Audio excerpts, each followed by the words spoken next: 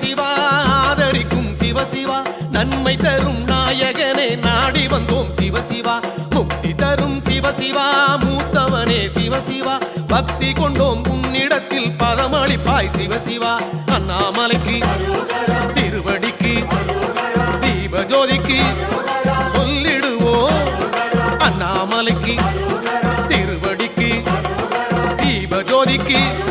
சொல்லிடுவோம் திருவண்ணாமலை ஜோதிக்கு